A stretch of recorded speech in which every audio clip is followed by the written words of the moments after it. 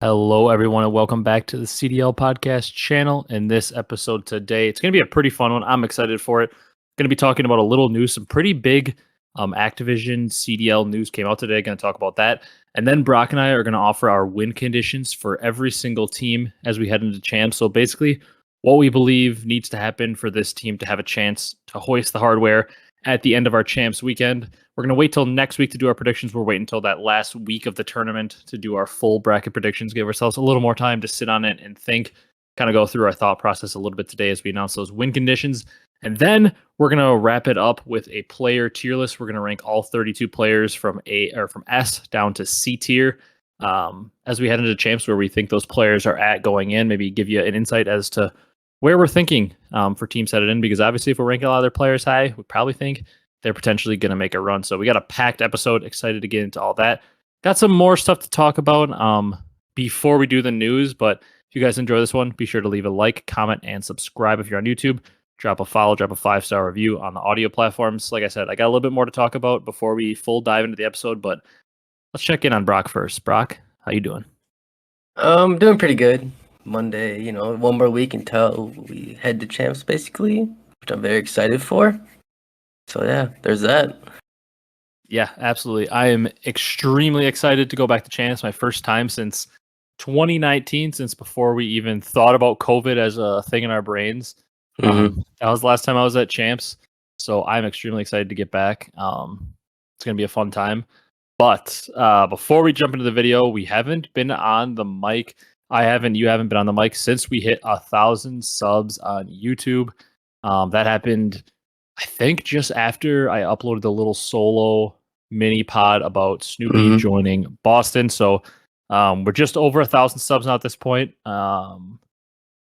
I posted something on Twitter, pretty long messaging on like the YouTube like feed app, since we have access to that now. But we want to thank you all for 1,000 subscribers. Obviously, there's been a lot of different steps in the journey. For a while, it was me by myself in my college apartment, in a couple different apartments, doing the podcast through like MW. And then I was almost ready to be done in some ways. And then there was a random dude commenting on a lot of the videos named Kyle. And he messaged me on Twitter one day and I said, screw it, let's try this.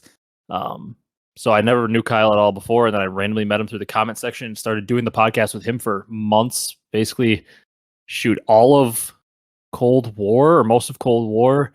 And then like the first half of Vanguard until Kyle's life got a little bit crazy, but shout out to Kyle. He was a huge part of it. And then obviously did it solo for a little bit longer until Brock's PC came in and then Brock joined us. So it's been a journey, multiple co-hosts. And here we are. Brock is here. I think we're going to be making a run for a long time, but we want to thank you all for 1,000 subs. It's kind of hard to believe. Yep. It's pretty hard. It's a hard thing to do. I won't say pretty hard. It's a very hard thing to do because a lot of people start YouTube channels and maybe either just lose a motivation to do it because it's a lot of work, or you're just not seeing the momentum because it's hard to gain subscribers. So the fact that 1,000 of you felt compelled enough to listen to what us two idiots have to say about the CDL, to hit subscribe is a pretty cool thing. So we want to thank you all for that. Yeah, thank you for the support. Even though I haven't been here for just over 6 months maybe, but support's been crazy. Yeah, and like I said, 1,000 subscribers was not something I had in mind when I started recording the episodes during MW. It was just something that I mentioned it a few times, and it seems like each milestone we hit, I mentioned it, and I'm like, you know what? I really just started it to maybe hope to gain 50, 100 subscribers to just have like a mini community I could start a Discord with and like talk COD, and then all of a sudden, we had a couple random early videos in MW where I'd gained like 75 subscribers randomly, and I was like, oh my god, like I'm at 150 subs, and then I'm at 300, and then Kyle joins, I'm at 400, then all of a sudden I'm at 500 and 600, and then all of a sudden now we're at a K, and it's like, all right, got a little momentum rolling here. And at this point now, I just really enjoy making the pods, and I'm kind of looking for ways that we can keep improving it. And got a pretty extended off season coming up. I mean, season ends here in just 2 or 3 weeks. Then we probably have an off season until November at the very least. Probably December, maybe even January. We might have a 5, 6, 7 month off season. So we're definitely going to be looking for ways to improve it and keep getting better, because 1,000 subscribers is a really cool goal to hit, but definitely not where we want to end. We got big plans for where we want to be, and shoot, maybe one day we could be in the venue watch party. That would be the ultimate goal, huh? Yeah, damn. That'd be so lit. Yeah, but obviously we've got a very, very, very, very Yeah. long way to go until that. But we appreciate all the support, seriously. So without further ado, let's jump into it. But we don't want to just gloss over the fact that we hit that big milestone and not give some thanks for all of you that are the reason that it's hit. Because all we're doing is putting out the podcast. You guys are the ones that are listening and showing the support, so we appreciate it. We got a lot of news to talk about, though, Brock. Some pretty big like league news as it goes came out just today here on Monday. Started with the Overwatch League, and the second I saw it, I knew it had to have CDL implications because obviously, for those of you that don't know, the Overwatch League also an Activision game, a franchise league run by Activision, and a lot of the owners, well, I shouldn't say a lot, but at least some, like the team that we're going to talk about here, Toronto Defiant, are same parent company as Ultra. I think Atlanta also, the Faze has Atlanta Reign. I believe they're associated together. I believe so. I believe there's a few other teams. I think Paris and Vegas are actually what is it? Is it the Vegas Eternal or the Paris Eternal? I think it's a Vegas Eternal. Yeah, they did move to Vegas too. Yeah. I know they're the same parent company. I want to say London, maybe. I don't know if this is London Spitfire. I don't know if they're associated or not, but I for some reason thought they were. I don't know. I don't know too many of them, but I know there are at least some that are associated. Yeah. Like the same parent company. Is, but I know you obviously know more about the Overwatch League than I do. But yeah, there's a little bit of a settlement that came down today. So the exact quote from Deserto is that Toronto Defiant reached an agreement with the Overwatch League to eliminate entry fees. Quote, the value of this agreement, which includes early payment of league revenue share, the sponsorship agreement, and the elimination of entry fees, is valued at about 10.8 million Canadian dollars, most of which will be recorded in the 2023 fiscal year. So going to happen pretty immediately if it's happening in the 2023 fiscal year. It says they also get early payment of league revenue share. So I'm wondering if maybe there's like a certain scheduled payout for like the revenue share of, I'm assuming that's like in-game skins or merchandise. probably. Kind of like, I believe the NFL does that with ticket sales, where like all the ticket sales are added up and then there's like a revenue split. So probably something similar to that with different like revenue streams they have for the Overwatch League. And it sounds like they're getting an early payment. Must be getting some extra money from sponsorship agreements they have with the league, and then the elimination of their entry fees, all valued at almost 11 million Canadian. So that's pretty insane. The biggest thing there that we can take away, Brock, is the elimination of entry fees. Yes. Deserto also reported that CDL teams could potentially have all their outstanding entry fees waived, which in some ways, like everybody wants to say, it's instantly a huge positive. There are definitely some backlashes to it, which we can talk about in a little bit, but potentially a huge thing for the CDL because a lot of their payments were frozen basically right away because the league started basically in 2020 when COVID hit. And then a lot of the league fees were waived, franchise fees. I don't believe they started paying again until like this year. So they haven't really paid much at all potentially, like maybe 20 of the 25 million could potentially still be out there for a lot of those teams that they have to pay. So if that's waived, that takes a lot of stress off the books of those teams. And we could be looking at something very big, maybe potentially no entry fees to get into the league in the future. Instead, they just have like an application process, like I believe League of Legends does, which could be massive because that could potentially mean expansion and the path to it becomes easier. Yep. Be a W if that happens. And we all know with some leagues, some esports, maybe if they're more in their infancy or they're younger, they don't have the capacity to expand or maybe the community. But we, however, do know for a fact that we could probably double the teams in the CDL and have a healthy ecosystem. We could for sure add 4 to make it 16, which 16 was the number of teams in the league in the CWL and BO4. And seemed like a pretty good number. The perfect thing that 16 does, I mean, I know you know what I'm going to say, but pool play. Yep.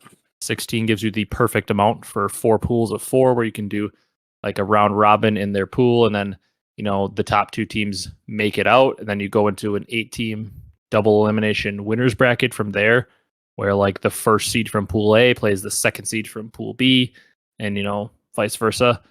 And then we have an 8-team elimination bracket, but you just get so much more matches, so much less flukiness. It is just so much better. So hopefully this cuts the barrier of entry for the CDL and we get expansion. Yeah, definitely. Definitely a lot of good players that could go on a CDL team with expansion. Oh, so many. I mean, 4 teams wouldn't even do it justice. We'd still have players that are probably getting left out that you'd be like, man, I can't believe that guy is not in the league. You'd have people still left out at that point. Yeah. It would be something very crazy. I'm extremely excited at this possibility, though, because obviously everybody knows me, everyone, you, Brock, everyone wants expansion. Yeah. It also comes at a cost, though, for the people that are very excited. Just know that if this happens, in my mind, there's a very big likelihood that means the CDL would be signing an exclusive contract with YouTube. Yeah, get that guaranteed money. Big money. I mean, yeah, because you got to think. Let's even say that each franchise doesn't owe 20 million yet. Let's say they even owe 15 million of their 25 in entry fees. You got to think that's 12 teams. Yeah, still a lot left. A lot of money. 12 teams that each owe 15 million. You're talking a lot of money. Well over $100 million. You were talking a lot of money, and that they were planning to get that they all of a sudden just poof don't get. So they're going to need some probably guaranteed money flowing into the league. And what's one quick way to get guaranteed money is sponsorship deals and an exclusivity deal. YouTube would probably pay them a lot of money for that, and then they would probably take that immediate money to help with the short-term health of the league in that aspect. So something interesting there. Yep. I'm excited though for the potential of expansion. We'll see what else happens with the health of the league, but yep, we'll see. Certainly falls into question. Obviously, I feel a little bit better about the health of Call of Duty than Overwatch, because Call of Duty just has so much more of a rich history in esports and such a background and a following, whereas Overwatch kind of just tried to jump into esports pretty early with their game, maybe when it wasn't ready. And obviously Overwatch doesn't have nearly the history that Call of Duty does in general as a game, just because it's a lot newer of a game. Yep. All right. Our last piece of news, I already talked about it a little bit on the pod, but we obviously didn't get a chance to hear your thoughts on it. And we can hear them obviously more next week, and maybe a little bit more as we talk about our win conditions for each team. But we never got to hear you, Brock, talk about Snoopy headed to Boston. Ooh, that's right. I want to hear your thoughts on that. Just general thoughts. Like, do you like the move? Do you not like it? What are you thinking if you're Snoopy right now? Going through your head? Man, playing against OpTic first match for CDL match. That's a little scary in itself. Yeah, not only your first match. This isn't just an online match either. So it is champs. This is LAN in front of apparently the biggest crowd that has ever been sold for a Call of Duty event. Not only is it champs, it's also you're playing the green wall at champs. Yeah. And from what we heard from Doug, he's obviously an 18-year-old, but Doug said he's like a young 18-year-old where, maybe I believe he just moved here from Mexico or grew up in Mexico or something like that. And I think, not too long ago, I think he moved. Yeah, and Doug said he's like a young 18-year-old, obviously maybe just moved out of his parents' house for the first time. I mean, shoot, if he just moved from Mexico, if that's actually true, he's in a new country, living in a new country for the first time after just moving out of your parents' house. That's a scary time in life. Huh. Yeah, living in a new country, and you're just freshly out of your house. It's your first time ever being away from your parents. Obviously at 18, I don't believe you went to college or anything. So move straight from your parents to a different country to all of a sudden you're on a pro team in no time and you're playing against the green wall. Your first ever match in the CDL at champs. It's a crazy whirlwind. That's a lot for a young kid to handle. Definitely. There'll be some nerves there. I would think there's something wrong with him if there's not any nerves there. Yeah. He's stone cold. I want to know what your thoughts are on. A lot of people are being like, "Oh my God, they're setting him up for failure. They're setting him up for failure. He's got to play OpTic in his first match." And I kind of believe that this is almost a win-win for him in a way. There's obviously a way he can lose. If he goes out there and drops a 0.2, he just gets absolutely world starred. Obviously, that's a loss for him. It's going to be hard for people to get over that. But you've got a guy like Doug who has a lot of influence because he's a popular figure in the scene, gassing up Snoopy like crazy.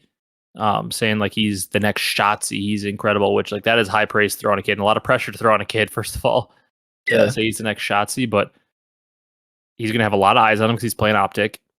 In my opinion, it's almost a win-win because like if he goes out there, like I said, unless he drops like a 0.2, if he goes out there and he has like even a 0.9, but he has flashes, and you know they win a map or two, it's like, he played okay, he played fine. He had no time to practice. He just got chucked into the team. It's his first LAN ever, and you know he played okay against OpTic. He held his own. Team held their own. You just kind of like, you know, good showing from him. He doesn't negatively affect his stock.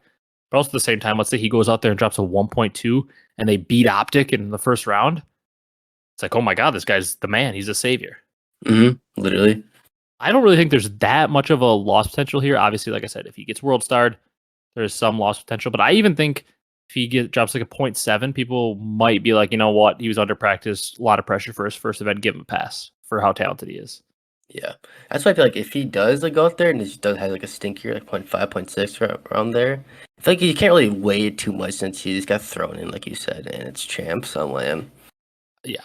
There are some people that don't feel that way, but I fully agree with you. I also think like, oh man, it's tough, but there's also people like saying like for his career's sake, like, you know, he should have just said no to the opportunity. He should have like stayed in challengers. You are wild. You are out of your mind if you think that. You don't say no to that. Yeah. First of all, with the talent that this kid has, apparently the chance was probably coming sooner rather than later, maybe even to start early next year. The chance was potentially coming, but you also got to think of it from his perspective. Like I said, 18-year-old kid just moved to the US probably for the first time. Probably, I would assume, doesn't have the most money in the world since he's an 18-year-old kid. He doesn't really have like a career right now. He's just grinding out challengers. I'm assuming he's not making the craziest amount of money. And he gets offered like a couple weeks of CDL contract, a chance to play for hundreds of thousands of dollars. Like, you know, this is his chance to like make it in the league, and he lands on a situation where he's going to be showcased in front of hundreds of thousands of fans. Like, from his perspective, you got to take this crack at changing your life. Like, why wouldn't you? Yeah, it's literally what he's been working for to get a shot in the league. and if you're scared to take that shot, then maybe you shouldn't be going for the league. Like, maybe that should be your goal. Yeah, maybe you should. Yeah. So there are people that are saying like, oh, he should have GMO. Maybe just waited. You're crazy if you think that. Like, he should have jumped at this opportunity, and he did it. And I'm happy for the kid. From everything like I've heard from Doug, I obviously don't know much about him, but it sounds like he's a really good kid. Sounds like he has crazy talent. So I'm excited to see it. Also, though, if you're OpTic, are you a little pissed?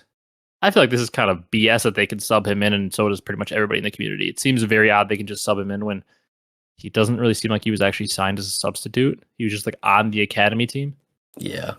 I think definitely a whirlwind for OpTic since they really know who this guy really even is. Because not much VOD on him. Not much VOD. But it seems weird to me. Yeah, but I like the move overall because like with Vivid, they're definitely not gonna win. But if somehow this stupid guy is the real deal, to come out, drop a 1.3, they get farther than maybe from top 3, top 4. From what I'm hearing in the community, though, and like listening to different podcasts like the Flankin stuff, people are so against this.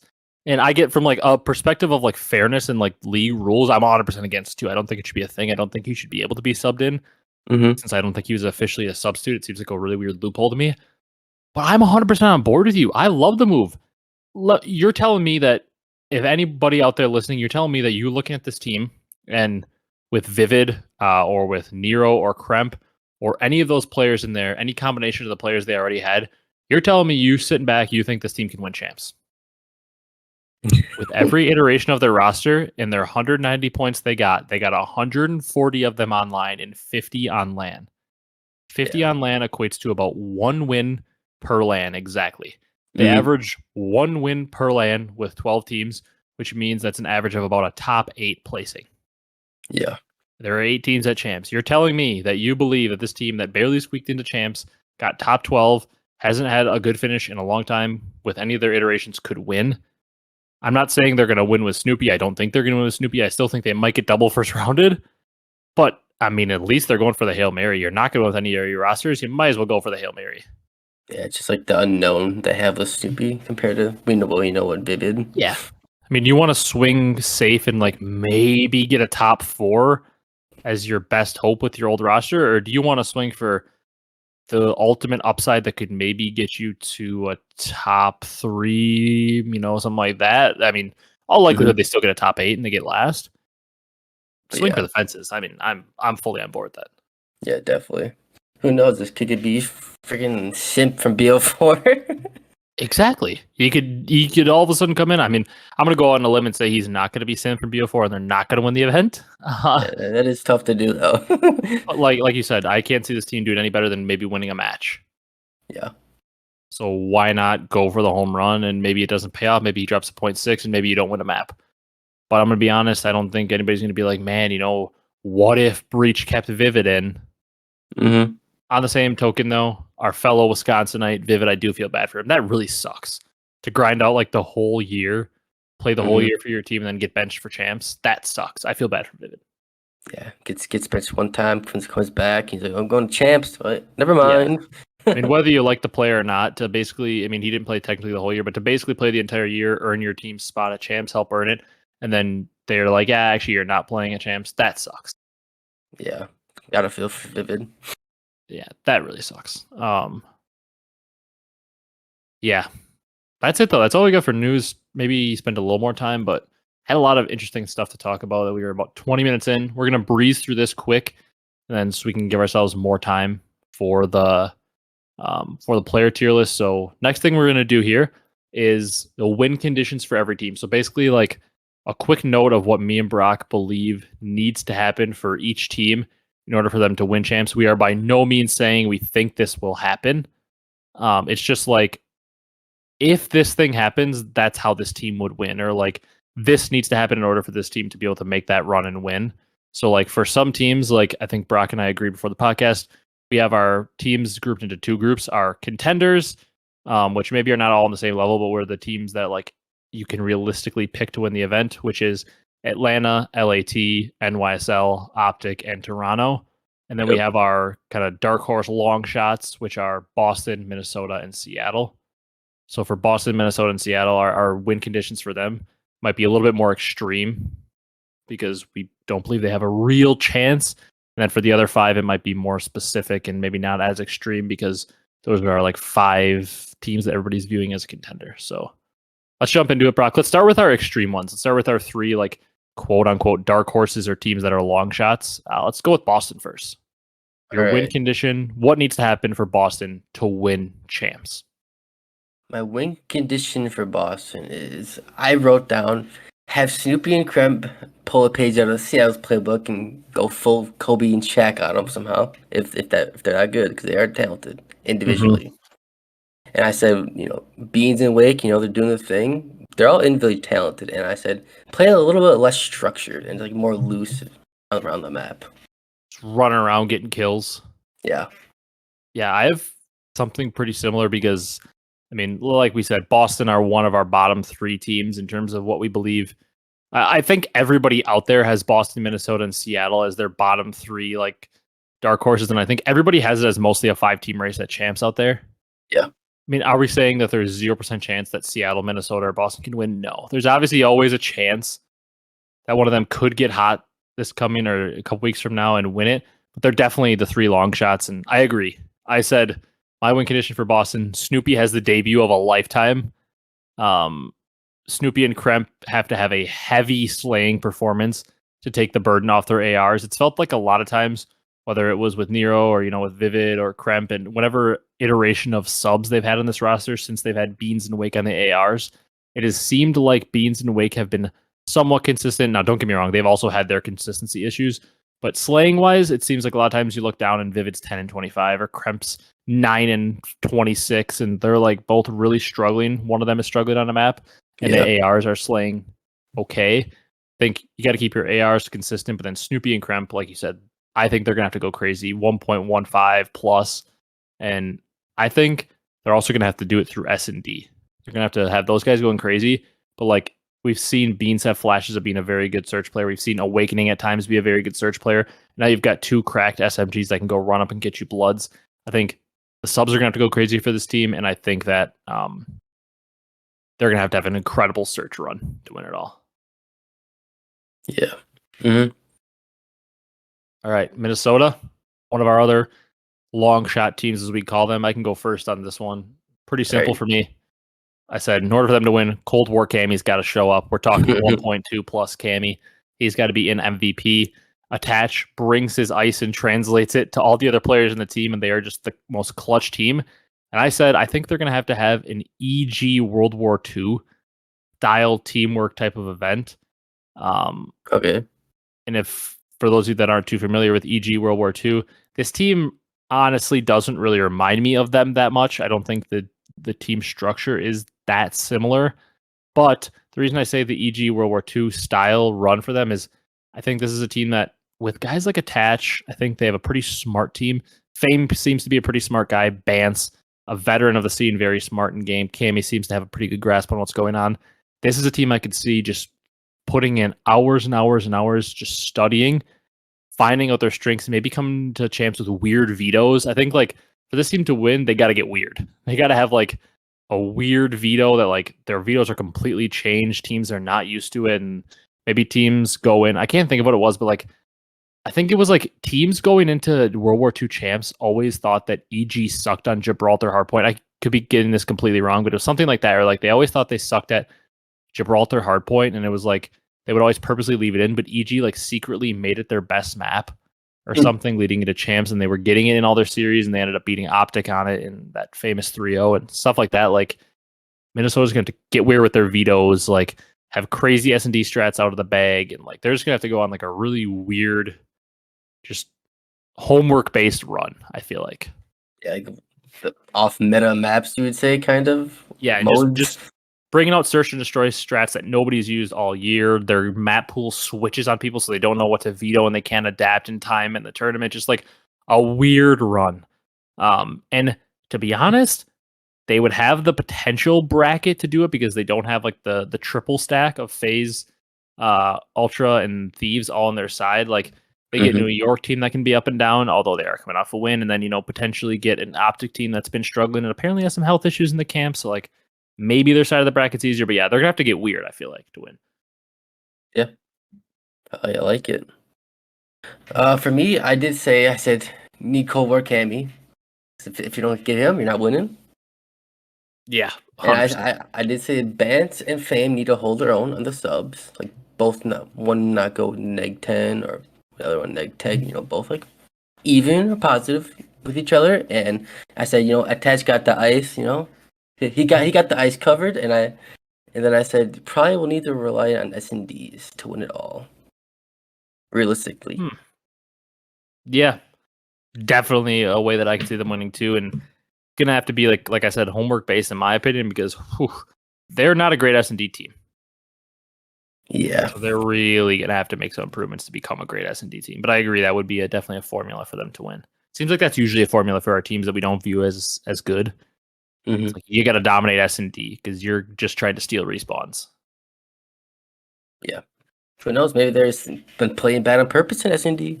Maybe that would be the ultimate strategy. Hey, we're gonna just act for the entire season like we suck at this game mode. Then at champs, we're gonna make it. And we barely qualified for champs, but we're there, right? No, I'm just kidding. We're here, and now we're gonna pull out all the good stops. Yeah. Yeah. That would be the ultimate long con. It would be.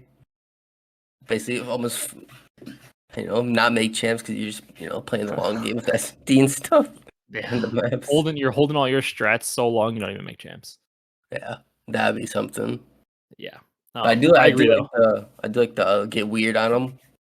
I mean, yeah, like you're not gonna out talent a lot of these teams, so just come here with a ton of your homework done. And I say they're not gonna out talent a lot of teams, but Fame's a good player. Attach is a very good player. Bance is a very good player. Cammy's a good player. This team has talent. They're not going to get like absolutely dominated by other teams if they're on their A game. They can get dominated, like we've seen Faze dominate them last week. Like, don't kid around. I'm not saying they got to get completely weird because like Attach, Cammy, Bance, and Fame, these players can shoot back. Yeah, they're not burgers. They can shoot back. These are, and you know what? When it comes down to it, if they're forced into game 5, I don't hate my chances if I have Attach and Bance on my team in a game 5. Yeah, definitely. If I'm looking at a team and I see attaching pants on them game 5, try to ice up, never going to count them out. Mm-hmm. All right. Our last team of those kind of dark horse long shot teams is Seattle. This one's pretty self-explanatory to me. It's Pred and Sib, go full Shaq and Kobe, drop dual 1.3s. And then I think there's also another point to it. Even if Pred and Sib are going full Shaq and Kobe, Mac and Accuracy just can't throw up the stinkers they sometimes do. Yep. Can't have Mac going 7 and 24 on a hard point. We can't have Accuracy doing the same. They've got to be consistently at like at least like a 0.8, 0.85. Have their games where they get, closer to a 1, maybe a little above, have their frying games too. But like Pred and Sib gonna have to go full Shaq and Kobe, especially on that tough side of the bracket. And Mac and Accuracy, you just can't be throwing up those awful games. Yeah. You got to at least be consistently decent. Yep. Literally, that's like what I had. I said I have everyone playing well and confident together. Pred and Sib 1.3s, like you said. And, maybe Max, the clutch up guy for the champion search. Yeah. And I guess the other thing, too, for this team, I didn't write it down, but it would definitely be like you've got to have some of the best teamwork at the event as well.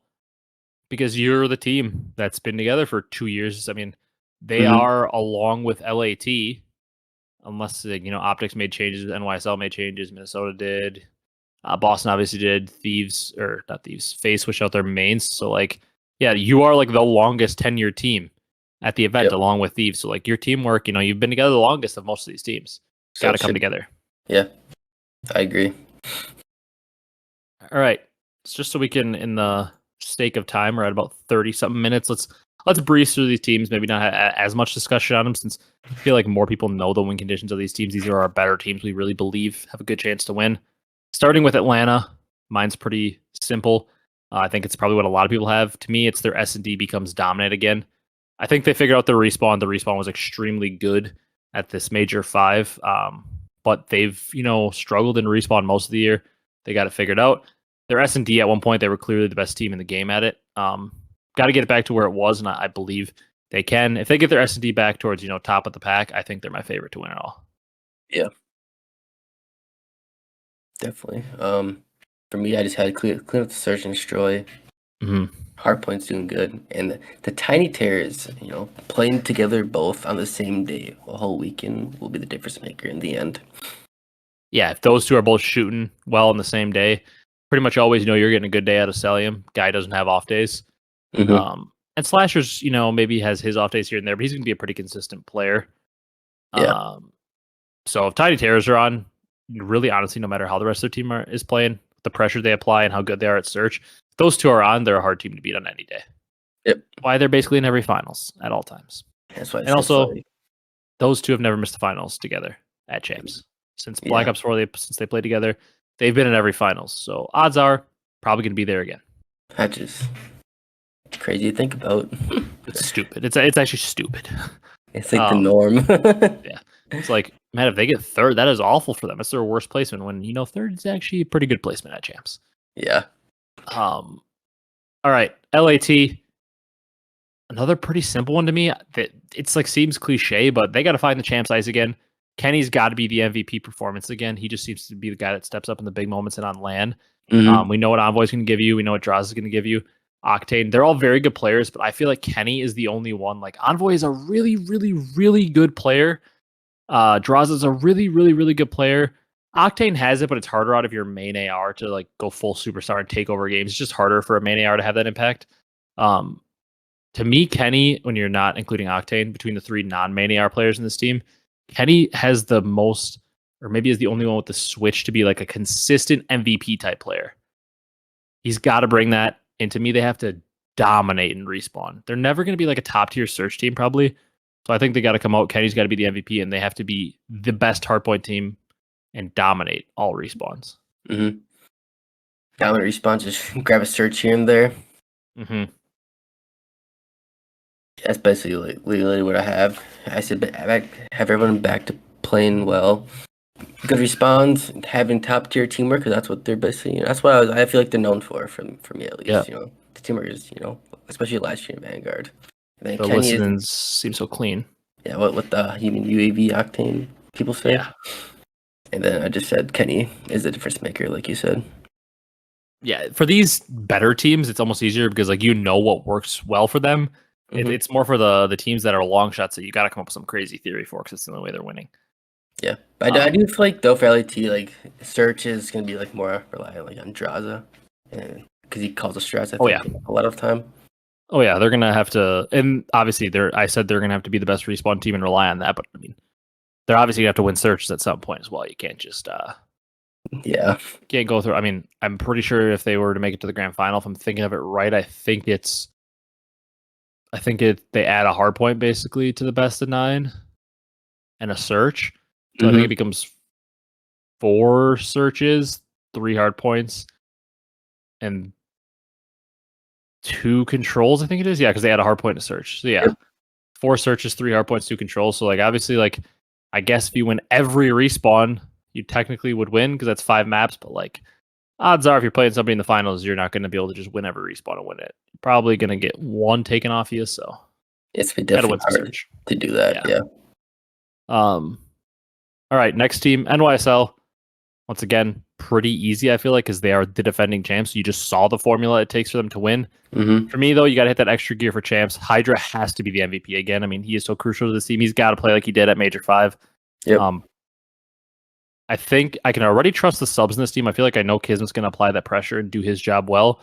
And I feel like I can actually trust Hydra to be a pretty consistent MVP player. To me, comes down to Priesta and Skies bringing it consistently. We saw them kind of struggle in respawns at times, even in Major 5. I mean, let's face it. In that grand finals, 3 of their 4 map wins were search and destroy. Yeah. They got heavily outslayed. So Priesta and Skies, we can't have 3 out of Priesta again in that control. They got to bring it consistently in the respawns because I can easily see this team getting too many respawns picked off them. And I really doubt if they play Faze again in a final, they're going to take 3 S&Ds. Yeah. That'd be a little difficult. Yeah. What you got for them? I said basically do what they did at Major 5. A little more. What should I? How do I say it? But do what they did at Major 5. Clutch up in the S&Ds, and MVP Hydra, and like you said, Skies and Priesta can't both have off games really at the same time, or one or the other, one game or not. Yeah. Yep, I agree with everything you said. It just comes down to consistency for them. But I do like out of Priesta, he did drop 3, but he did bounce back after that. Yeah. So he had the composure too, so I like that out of him. Yep, I agree. All right, let's move on. We got 2 teams left. OpTic, the next one. This one's maybe a little bit more difficult just because of the fact that, like, for our top contending teams, you've got Atlanta, who's, coming off a second. LAT, who's coming off a couple match wins, and, they won it last year, so it's maybe a little easier to see. They recently won an event. NYSL's coming off a win, so we know their formula, and even Toronto is coming off a pretty consistently good performance. But OpTic's coming off not winning a single map. So we haven't seen the good OpTic here in a little bit like we have with these other teams. To me, though, Hook and Shotzi have got to get loose. Health plays a factor here because apparently what we're hearing, Kyler maybe has COVID.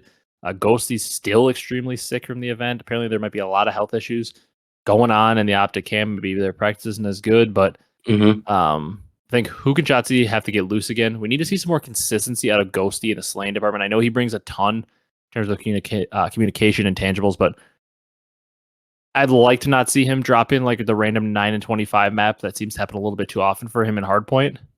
Yeah. I get he's bringing a lot more to the team, but let's bring a little bit more to the team while also maybe being like 14 and 18 or something instead of 9 and 25. But last thing for them, for me, is they've got to be the best Hardpoint team again in the venue because when they were rolling, it was through that. We know they're inconsistent in control, and in S&D, they can also be hit or miss at times. So got to be the best Hardpoint team at the venue. Yep. And be healthy because it seems like someone gets sick around champs time. Yeah, from Cold War to now, COVID has bit this team around champs. Yeah. I said Shotzi and Hook with the pace setters. We mostly know what they give day in day out basis. Dan, like you said, not having much stinker maps and good comms. OBJ. And I want BO4 Dashy if he brings it. They're gonna win it. I think he is a difference maker, and for me at least. Yeah, he definitely is. He's gonna have to come out. Somebody, in my opinion, like a Dashi or a Shotzi, he's gonna have to come out and be a 1.3 type event. Yeah. And really like go through a hard carry type situation. But like, yeah, I agree. They're a little bit harder to pinpoint though, just because of how bad they looked at Major 5. So it doesn't seem like you've recently seen that good side of them. So they're a little bit harder to pinpoint for me at least. Yeah. All right. Our last team, Toronto. For me, it's consistent slaying from your role players. Your role players being Insight and Hixie. You got to win off the back of that control mode too. I've said there are certain teams that need to be really good at hardpoint, certain teams that need to be really good at search. I think they've got to just basically be undefeated in control on the weekend because there's been a lot of points where Toronto looks like our best team. Also, I think a win condition for Toronto is make people in scrims believe, go dumb hard when you're playing respawns on Fortress, on Expo, on Asilo Control, on other game modes, Hardpoint on Fortress, Hardpoint on. I'm like blanking on maps right now. Hotel? No, anything but hotel. I want them to become Mercado? godlike. I want them to become godlike at Expo and Asilo Control, Mercado, Fortress, HP. I want you to become like gods at every game mode in scrims that isn't hotel respawn. So teams are tricked into playing you on hotel because your other goal should be to somehow work hotel into the map pool like every chance you get. Because aside from New York, like teams can't beat this team on hotel control basically, and they're also very good at hotel hardpoint. So like, somehow convince teams you're really good at other maps and just like throw at hotel control and hardpoint so that teams want to play you in it because they are dominant at that map. Just like don't even play hotel for a scrim. Yeah. Day or two. I said for me, the role players, like you said, Clinics and Hixie need to provide the pace and not always have the bad end of the maps. Also be consistent. Scrappy, do his thing 1.2, 1.3, and Insight, Icy in the S&Ds. They also said their control needs to be god tier if they want to win still. And you know what? It always ends up being that way. Whatever that map 3, that game 3, most times our team that ends up winning it all had a very good event in map 3. It always seems to go that way. Obviously, like the team that wins the event's always going to look pretty good in every game mode, most likely. But they always seem to have like a dominant. Like we're saying, if they played like 5 controls, they're like 4-1, 5-0 in control. Yeah, it seems like a lot of times they dominate that map 3 swing mode. Whoever ends up winning. Yeah, you just know they're not always, but most times. Yeah, definitely. So looking forward to seeing which one of these teams ends up winning. We're going to hold off our predictions. We're still giving ourselves time to marinate, but maybe you got a little bit of insight into what our thought process is for each of these teams, where we're leaning, what we're thinking they have to do to win. But that's going to do it for the first part. We're going to just do a quick transition. Going to be a longer episode. We're about 40 minutes in. Going to be a quick transition over to our tier list, and we're going to jump into that. So we'll be back in a second with the Champs Players tier list. All right, we're back. We've got the tier list on the screen here. As you can see, it's just the 32 players for Champs. Obviously, don't have too much to say about the players that aren't qualified anymore. They're kind of out of our mind, out of sight, out of mind for the year. But we've got the players here on the screen. As you can see by the tiers, we're going to be putting 6 players in S, 10 in A, 10 in B, and 6 in C. We decided only to go on to C now because, I mean, these are the 32 players that qualified. 16 players got cut out of the running for Champs. So, I mean, it's hard to put players too far down in D. We were looking at the list and we're like, man, it's going to be hard to put a lot of these players down in C because they were obviously good enough to qualify for Champs.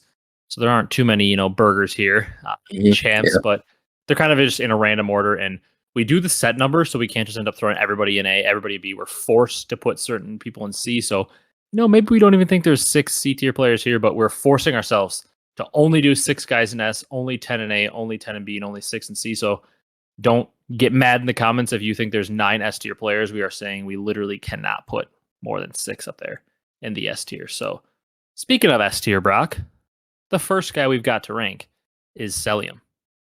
Do you object to putting him in S tier? I'm assuming no. Nope. Put him there. We did hear a recent controversy of Nadeshot talking about Cellium, saying, maybe there's something wrong with his gameplay if he's dropping 1.3s and they consistently are losing the map. Obviously, that was a little bit of an anomaly with the finals because they basically won every respawn. They lost 3 search and destroy. So, of course, when you're winning every respawn, your KDs are probably going to look a lot better than the team you beat or the team that you lost to when you lose all searches, basically. Cellium drops like the top KD at every event for a reason. We always say KD isn't everything, but when you're consistently number 1 year over year, it's hard to deny you. And Cellium is an incredible player that brings a lot to a team. He is the reason they forced a map 7 in the final of Major 5. Yep. It went incredible in that last round. Also, for our criteria, we're not projecting. So, like, let's say Barack is out of his mind and he believes that Boston Breach are going to win champs because Snoopy is going to win MVP. We're not going to put Snoopy in S tier. We're not projecting forward. We're saying, like, where we believe they're at right now, kind of over the last, like, major or two, like the last month or two, where we believe these players are at right now as we head into champs. So, not too much like future predicting, really. Yeah. Speaking of him, I mentioned him, kind of funny. He actually is next. Snoopy. Snoopy's our next player. We kind of talked before the podcast, Brock. We have a default place for Snoopy. Yeah, we gotta put him in C for now since he's never played a match in the league. Yeah. And truly, I believe Snoopy by the end of this event with a good performance, you could look at him as like an A-tier player, like in terms of how everybody performed at the event. But like we said, we're not projecting too much out. We're more going on their current form. And it's obviously very hard to put Snoopy above or in a certain spot on the list in B tier or something when we haven't seen him play a single match. So kind of by default, he has to go in C tier since we're ranking him on their performance over the recent stages where we feel they're at now. And we haven't seen him play a single CDL match ever. So by default, he's going in C, but kind of makes it easier for us to have more guys to put in C. Next guy up, Mr. Dylan Envoy. Now we get into more tough territory. We had a guy that was defaulted into C, and then the guy that's basically defaulted into S. We've got Dylan, Envoy of the LA Thieves, who had a little bit of a rough last stage. I think Mr. Envoy is a good B player right now. I agree. I think that's not a bad spot for him. I think he's one of those players, though, that we'll look at if LA Thieves win the event, and we'll be like, man, we were idiots for putting that guy in B. Like we said, we're not projecting forward. Right now, the Thieves look good. Envoy has been good, but he hasn't been superstar Envoy consistently. So I agree with you. I do believe he goes in B. We're not really going to... I might throw some people that we like strongly say are top of a B or like bottom B towards it, but we're not going to like specifically like and deliberately order it in order of best. They're just going to go in their tier. If they're at the top, it doesn't really mean that they're the top of B, or if they're at the bottom, it doesn't really mean they're at bottom. We're just throwing them in there. Yeah, they're just in there. Our next guy, though, is Lamar Accuracy. I think we got to put our boy where Lamar stands. We like Lamar. Do we have to put him in C? I'm just looking at all these players. I think we have to default them for C for now. And it hurts because we are two of the biggest Lamar supporters. You know what? I just said we're not doing it, but I'm putting Lamar at top of C just because we are the biggest. Well, it's kind of a meme at this point, but we are big Lamar fans, big Lamar supporters. So I think he's a fantastic player, but right now he's not playing the best. I believe with the group of players we have, got to be C tier, right? Yeah. Pains me to do it, but we had to do it. We just got it for now. Our next player, Brock, where are you going with this guy? Charlie Hecz. Ooh. That's an interesting one, actually. I feel like he's a B tier player, but in this group, I don't know. I would take a lot of these players over him. As would I. And it's a weird situation because pure talent and numbers wise, I'm taking most players, but he does bring a nice intangible. There's a reason his team has been consistently, towards the top of the league since he's been subbed in. He does bring some good intangibles to a team. Yeah. But if we're basing it off pure talent, he might be in the C tier. Yeah, I'm looking. Yeah, I think I got to put him in C. But I will say he's a very good player. He's one of those players that I for sure, in terms of the entire landscape of the league, I believe he's a B tier player. But in this group, I think we do have to put him in C. We have to put 6 guys down there, like I said. And this is where we're getting to the point where I don't know how many more there are left in C tier, but yeah, he just brings a good vibe, and he fits really well with Toronto. Yeah, good fit. Yeah. Next guy up. I don't think we're gonna have anybody in A tier yet, still, Brock, because the next guy up is Mr. Simp. And I think Simp is instantly into S tier with his recent performance. I think he's been incredible over the last little bit here. I've got to be putting Simp at S tier. He's definitely picked it up. I mean, we know he's always got S tier talent, but recently, since that Hotel Hardpoint Online when he went 42 and 18, the guy has flipped a new switch, and I think he's an S tier right now. Yep, agree. All right, our next guy, another world champion from Advanced Warfare, Mr. Dylan Attach, recently subbed back in. I think we're looking at one of our bottom two tiers here. I know where I believe he belongs, but I'm interested to see if you agree or disagree. So where you got him? Attach. Yeah. Did get benched, unfortunately. He did get benched. Came back. I think right now B. I agree with you. I feel weird putting him in C because he did seem to, help turn the rocker around. They got a little bit more consistently better as he came in. I don't think he can approach A at all right now, but I like what he's given me, and I think he's a very icy player, good leadership. I like Attach. I agree. I think B. He did secure them champs. Yep. As he did help. And he's played, decently well since he came back. Mm-hmm. I like him in B tier. I feel weird putting him down in C. Yeah. Next player, Mr. Austin Slasher. Another player he's stepped up his game a little bit more as of late. He started, come back a little bit. Pulling up his stats here on the side. If you just apply it for Major 5 and Stage 5, so the online and the LAN, Slasher is second on Atlanta Faze with a 1.15 in Stage 5 online in the tournament, and he had a 1.51 in S&D. Jeez. He's a better KD than Simp and Abezy over the last stage here, Stage 5 and Major 5. And if you add in Major 4 and Stage 4, he does drop to a 1.04 because he had a little bit rougher of a time in Stage 4. But as of late, which is what we're basing this off, heading into champ, Slasher's been very good. Very. 1.15 is extremely good. Holy. So, in my opinion, I think we have a case for our first A-tier player since, we've already ranked 7 of the 32 players and 10 of the next, there's 32 players, so 10 of the next 25 players technically have to go into A-tier. Mm-hmm. I think there's a case for this guy to go into A for now. We can move him down. But right now, he's a step above Envoy and Attach, in my opinion. He's been playing very well as of late. Yeah. Yeah, I agree. I definitely agree. And, we're doing this off, recent performance, but he's also been top 3 at every tournament. Like, granted, his team is incredible, but he's been playing very well. Brock, we might have to go with another player in C tier with the next guy. This might be a hot take to some of you, but Kremp is up next. And I think of the players we've got here, Kremp has been a C tier player. Yeah. Very talented, but I'm looking at a lot of the guys coming up, a Shotzzy, a Cammy, a Pred, a Scrappy, a Dashy, a Draza, a Ghosty, a Hook, Kleenex, Kismet, all of these guys I'm ranking, no question, above him. I've got Kremp in C tier. I agree. For now, we put 6 in C. 2 more. So even if Kremp goes there, we still need 2 more. Yep. Yeah, I think he's got to go there. I think he's an incredible player, very talented. Could easily prove us wrong if they go on a run because the guy could drop numbers. But, I mean, as of late, I feel like he hasn't been that good. I'm kind of going to try to pull up his stats here on the side for just Major 5. But I don't think it's been a great time for him. He's been like even maybe. Yeah, I mean, I think overall in the year I saw he had a 0.96. Like we said, maybe more of a B tier player in the landscape of things, but yeah, on the year he's got a 0.96. His only positive game mode is Control. If you apply it to just all of Stage 5, he was at a 0.88. He's been struggling, and in the Stage 5, Beans had a 1.15, Wake had a 1.23. Yeah.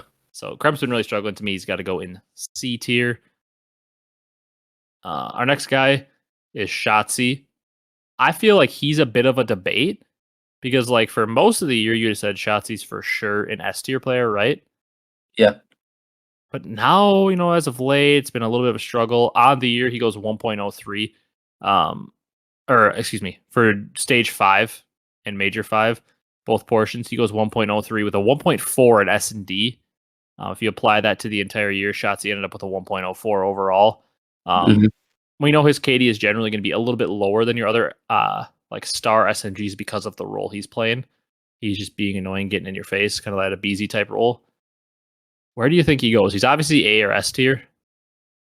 Can't hold the one bad tournament against him because he's been so good. Although, like we were saying, the OpTic's going to be the one anomaly here because all these players had a terrible major 5.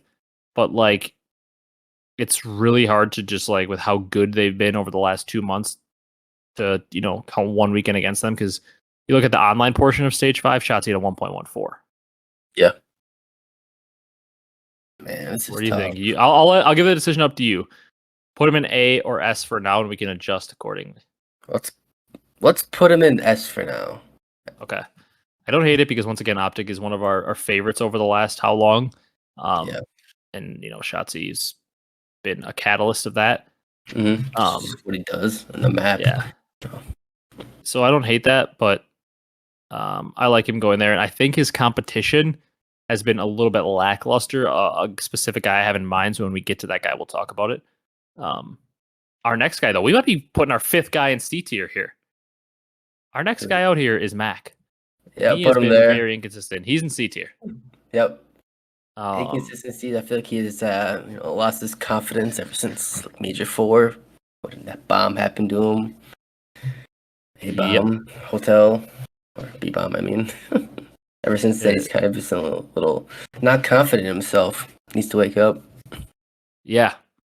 I agree. Our next guy is Beans, who I personally think is a candidate for C tier as well, but so I'm looking at the rest of the list. I think Beans is a candidate for C tier. There's one player in specific I think he's battling with. I'll be honest, we could finish up C tier right now unless you have an objection. I think it's either Beans or Fame. So Beans, the argument Beans has going for him is that, looking here at just Major 5 and Stage 5, Beans did have a 1.15, which was very heavily reliant on his respawn. He had a 0.87 in search. Whereas Fame, I know, definitely did not have as good of KD numbers. And Stage 5, he had a 0.91 overall. So pure KD-wise, he's much lower. However, team success-wise, Fame did help his team to a much more successful stage. People are probably thinking 1.15, how does Beans end up that low? Shotzi's an ass with a 1.04. Well, Shotzi is a much tougher role. I'm okay with Beans in B, but unless you have an objection, I think it has to be Beans or Fame in C tier if we're doing 6 players down there. Yeah. I'll let you pick which one. All right. I say let's put Fame in C. Okay. And put Beans in B because his name is Beans. Yeah. B for Beans. Yeah.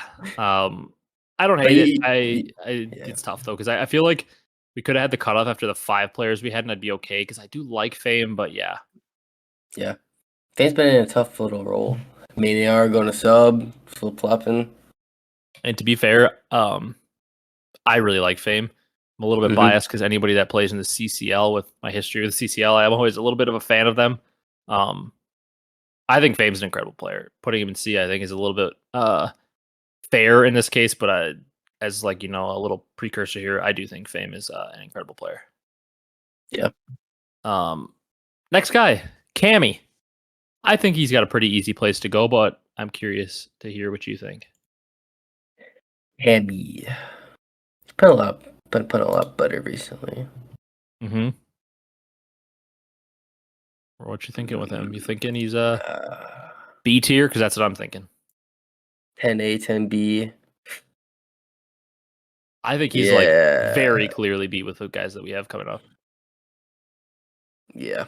I think he's actually, with the guys on this list, I think he's closer to C than he is to A.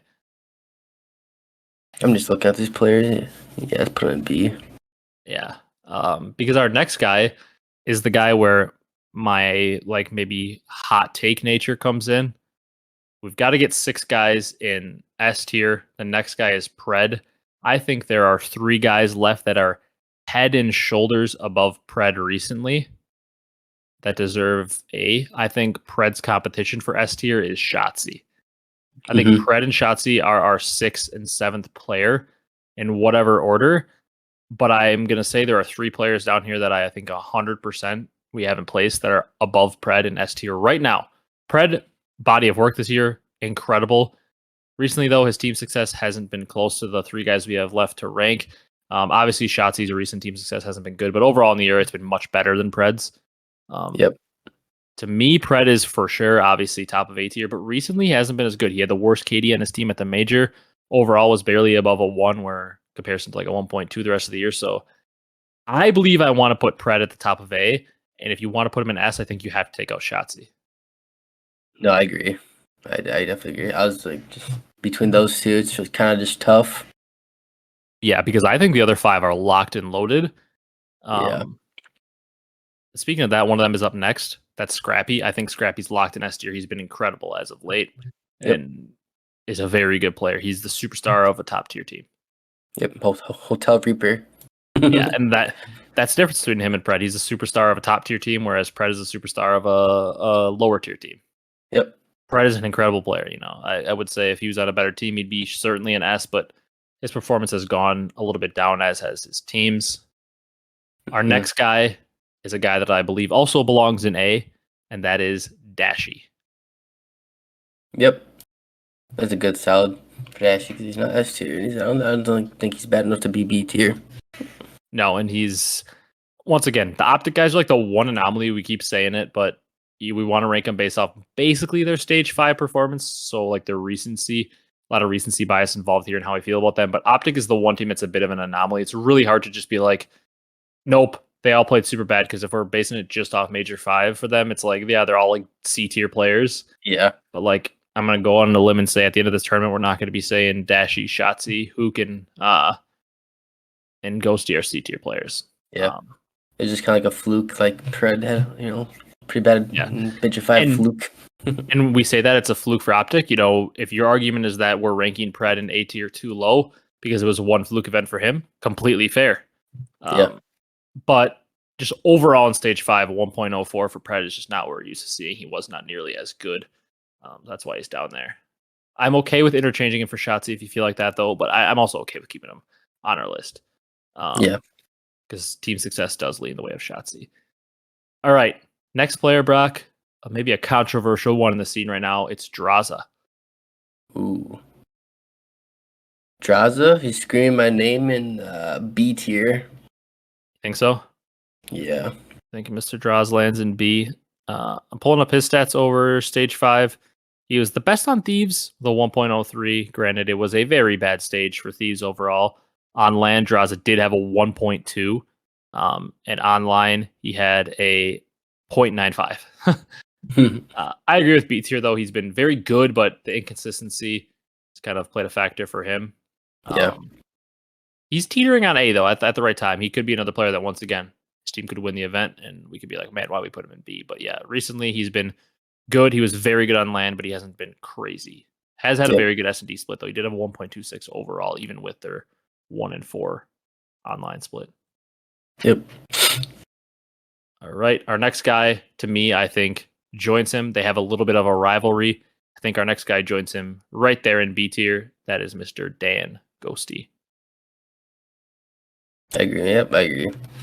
Cannot see him getting put ahead of any of these guys we have in B right now.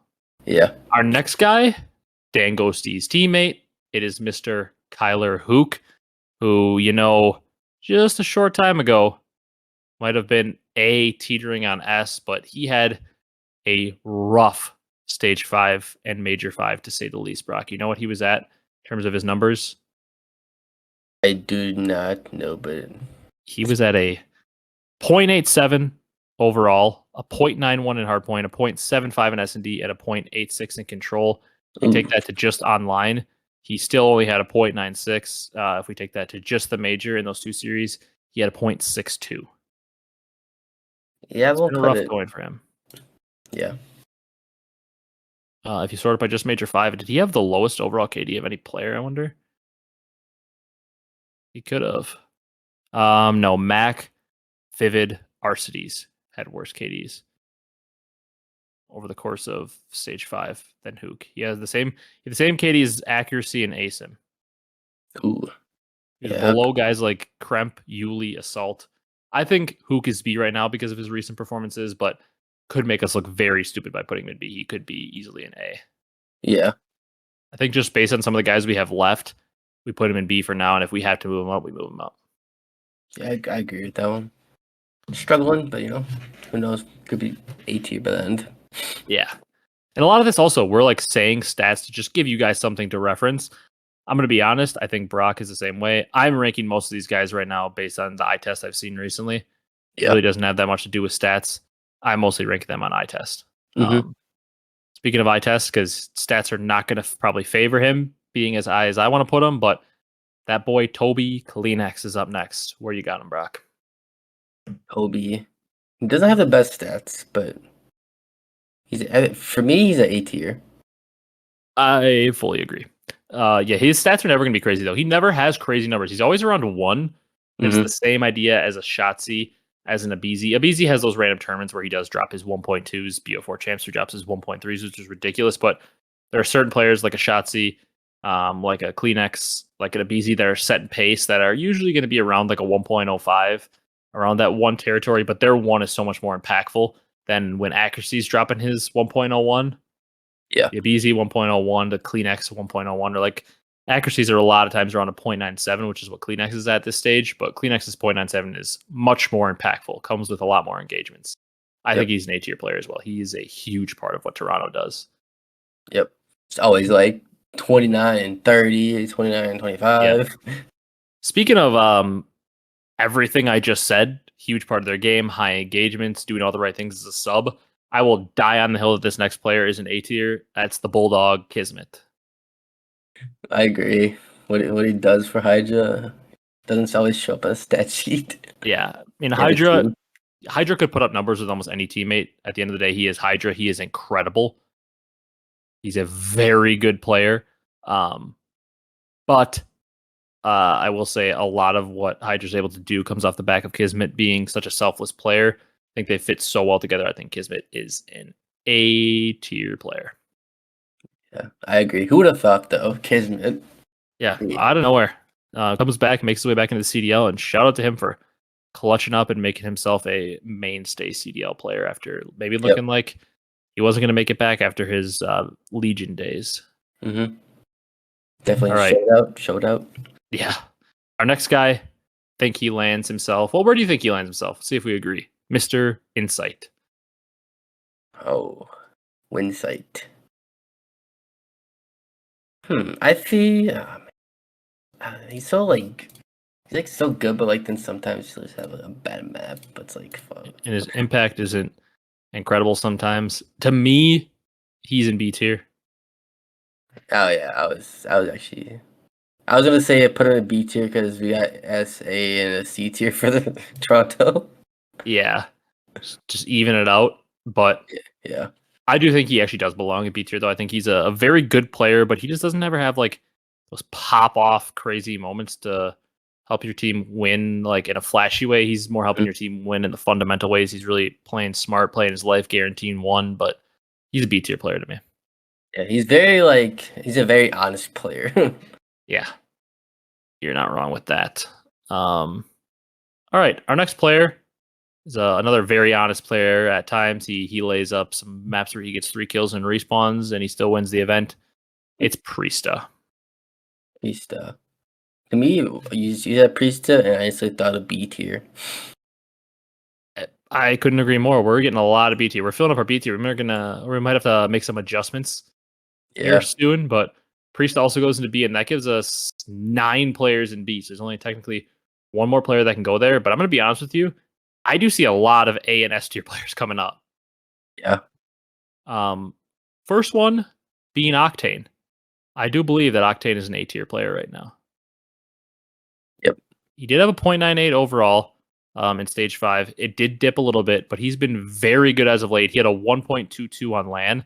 Speaking of that, he had a 1.65 in S&D. That has to be Octane's best S&D event in a very long time.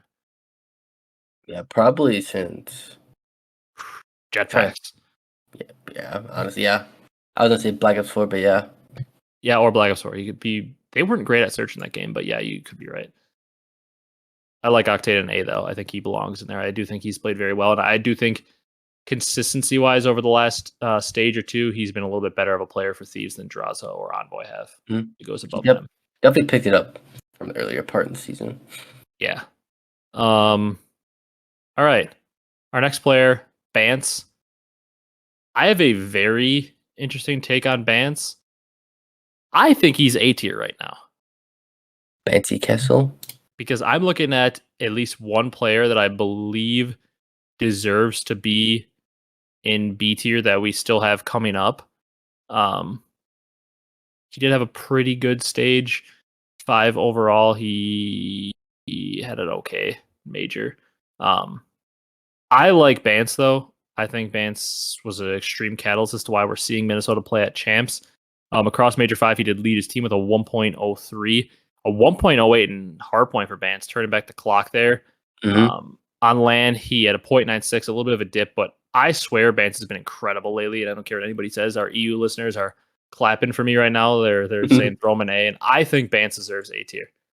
Yeah. I think definitely body of work this year. Hook was better. Envoy is better at times, but recently, this is what we're basing this off. Bance has been a main catalyst for Minnesota to make this run to champs. I think he's been really good for them. Like a lot of times in these respawns, he's leading the way in the slaying department, which is a new leaf for Bance. Yeah, I couldn't fully agree more. Just eyeball test too, from what I see, not just all Yeah, stats. that's a big eyeball test one. Yep. Not fully stats. He's also always just he's making the plays. You never have to worry about him making the wrong play in the map. You just trust the guy. Yep. All right. Our next guy is Sib.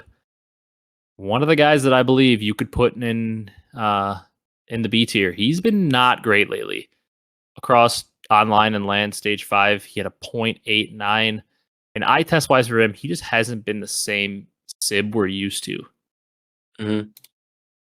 Kind of like falling off a little bit. Yeah, I mean, this guy is an A tier player, typically an S tier talent, but I just don't see a world we can put him in the same tier as Pred, because Pred hasn't been himself either, but he's been a little bit above Sib. I think Sib's in the B tier right now. Yeah. We haven't seen like Sib and Pred both get the 1.3. It's basically Pred getting the 1.3, Sib getting like the 1.05, 1.1. Yeah. I agree fully. So that fills out our B tier. That fills out our C tier. It leaves us 2 spots in S and 3 in A. We don't have to put everybody that's left in those specific spots, but I will say it seems pretty accurate to me. Our next guy is a very clear S tier. That's Hydra. I don't think there's any argument to be made that he's not S tier right now. Likely the MVP of the league as well. Yeah. I'd say let's fill out our easy ones. I think Abezy is also our last guy that very easily goes into S tier, our other MVP candidate. And that fills out our S tier with 3 Faze players. Shocker. So our S tier is then Hydra, Abezy, Simp, Cellium, Scrappy, and Shotzi. You got any objections to that?